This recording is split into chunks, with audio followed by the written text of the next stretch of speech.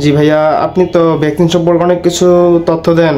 তো এখন তো বসন্তকাল চলতেছে, চিকেন পক্স সম্পর্কে কোনো তথ্য আছে আপনার কাছে?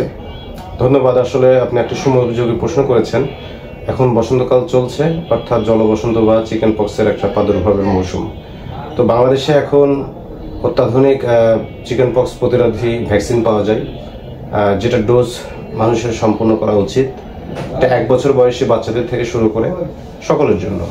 2টা ডোজ যদি একটি ব্যক্তি বা কোনো বাচ্চা যদি সম্পূর্ণ করে, এটার 6 সপ্তাহের ব্যবধানে 2টা ডোজ সম্পূর্ণ করতে হয়, চামড়ার নিচে বা সাবকিউটেনিয়াসলি। 2টা ডোজ যদি সম্পূর্ণ করে তাহলে তার লাইফ টাইম এই চিকেন পক্স থেকে সে নিরাপদে থাকে।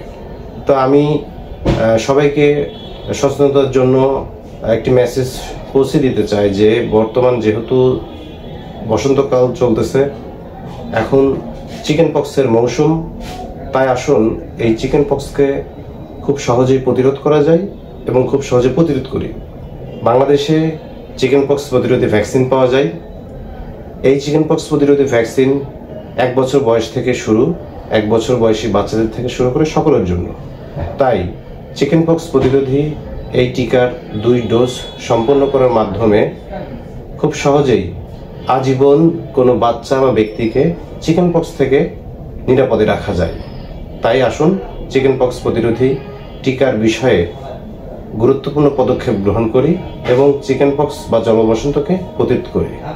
ধন্যবাদ।